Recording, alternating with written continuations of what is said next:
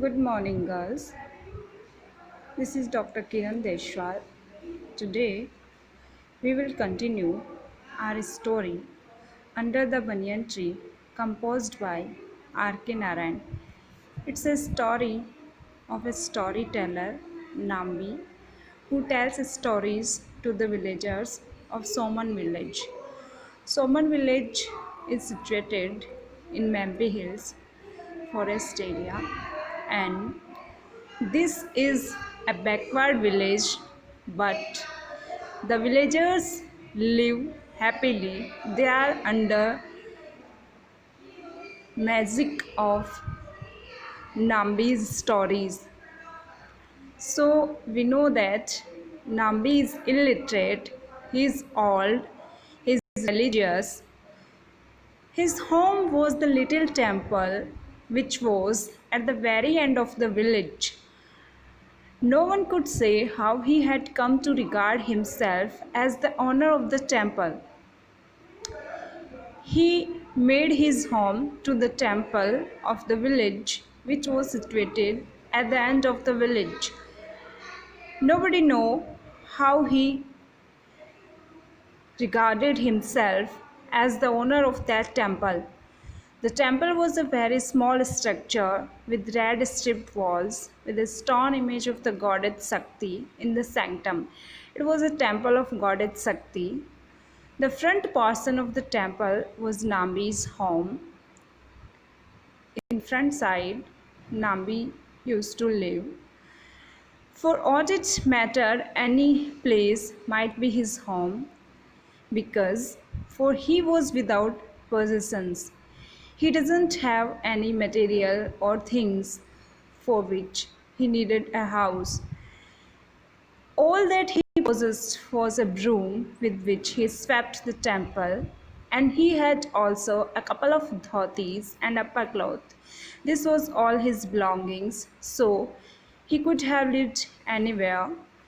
He spent most of the day in the shade of the banyan, which spread out its branches in front of the temple. When he felt hungry, he walked into any house that caught his fancy and joined the family at dinner. In these lines, the writer narrates the dwelling place of the storyteller Nambi. Nambi lives in the front portion of the temple, and he used to recline under the shade of banyan tree. So here we have the significance of our title, why this story is titled as Under the Banyan Tree, because under the banyan tree Nambi used to narrate his experiences, his tales, his gripping stories, his magical stories, and it was here where villagers used to listen him carefully and patiently. Whenever he felt hungry, the villagers were very kind towards him. They used to give him food and clothes, so he doesn't need any possessions or any house. When he needed new clothes, they were brought to him by the villagers because he was performing as the village priest. So it was a thing of proud for the villagers if they offer him food or clothes. He hardly ever had to go out in search of company because people used to come to him to listen to him. For the banyan shade served as a clubhouse for the village folk. We know that in villages people are too much connected with each other. They take some time, they spare some time with their near and dear ones at a place where there is shade and all of them can gather, listen to each other. All through the day, people came seeking Nambi's company and squatted under the tree. That's why this is the assembly place of Nambi. That's why this story is titled as Under the Banyan Tree. So, here we can know that he is the center point of the story. It is Nambi whom villagers want to listen. His talks are very important, his experiences are very important for them.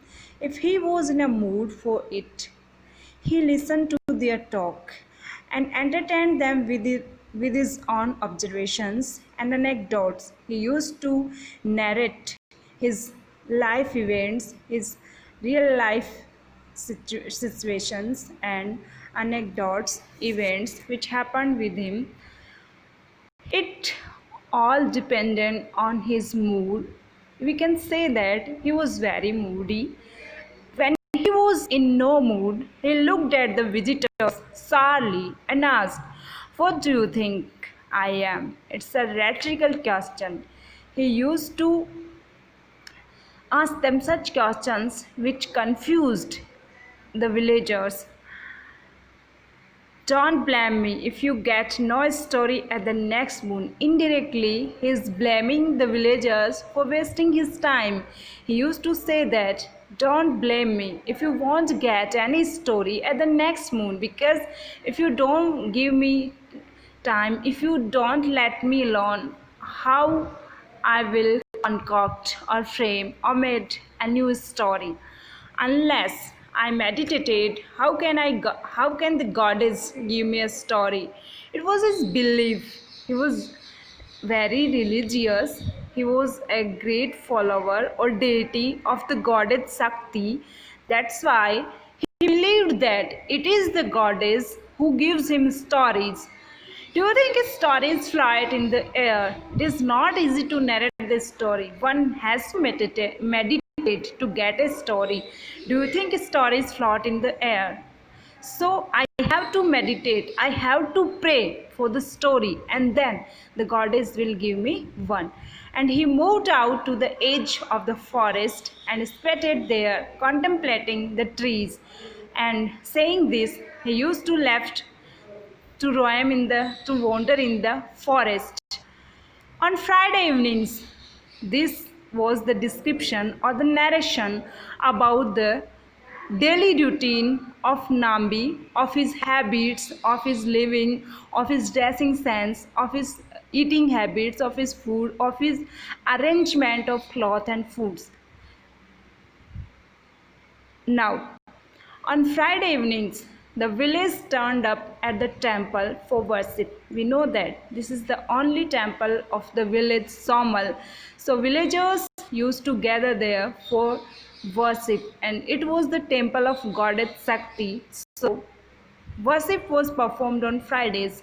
On Friday evenings, the village turned up at the temple for worship.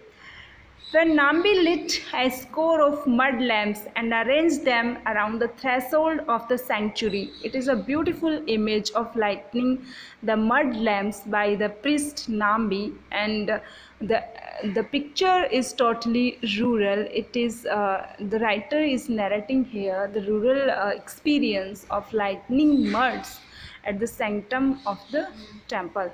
He decorated the image with flowers. It is customary to decorate the image of the goddess with flowers. It is traditional, and still we can see in many temples that their images of god or goddesses are decorated with flowers. So Nambi used to decorate the image of goddess Shakti with flowers which grew widely in the backyard of the temple. He acted as a priest and offered to the goddess fruits and flowers brought in by the villagers. He used to offer fruits and flowers to the goddess, which villagers brought to offer the goddess. So this was his routine on Friday evenings when he used to act as a priest. On the nights he had a story to tell. Now, this is his habit or routine, how he used to narrate a story. On the nights he had a story to tell. Whenever he felt the urge to that I have to tell a story to the villagers, on that particular night he had a story to tell. He lit a small lamp. It was a signifier. It was a signifier. Hit a small lamp of and placed it in a niche in the trunk of the banyan tree. So the lighting lamp was the signifier to the villagers that come, I have a story to tell. With this was an indication, and villagers got the meaning. Villagers, as they returned home in the evening, saw this. As soon as villagers used to see the lighting the lamp, went home and said to their wives, now, hurry up with the dinner. Let us have our dinner quickly. The storyteller is calling us, because the storyteller is calling us today. He will tell us a story. So we should go as soon as possible. As the moon crept behind the hillock, men, women, and children gathered up under the banyan tree. These were his audiences. The storyteller would not appear yet. He would be sitting in the sanctum before the goddess with his eyes shut in deep meditation. He used to meditate a lot before narrating a story.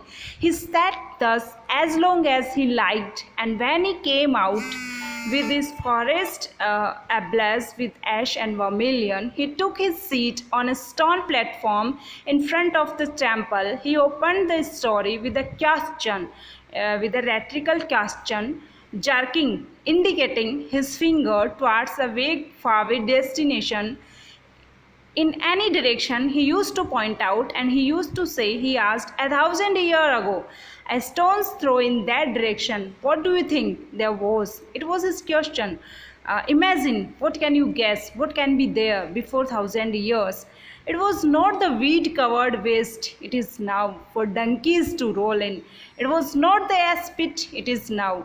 It was the capital of the king, and the king would be Dasharatha, Vikramaditya, Asoka, or anyone that came into the old man's head. So we can see that the characters of his stories were kings like Dasharatha, Vikramaditya, Asoka, etc.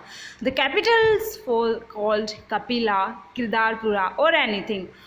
So this was the opening of his stories, epic level stories. Opening thus, the old man went on without a pause for 3 hours.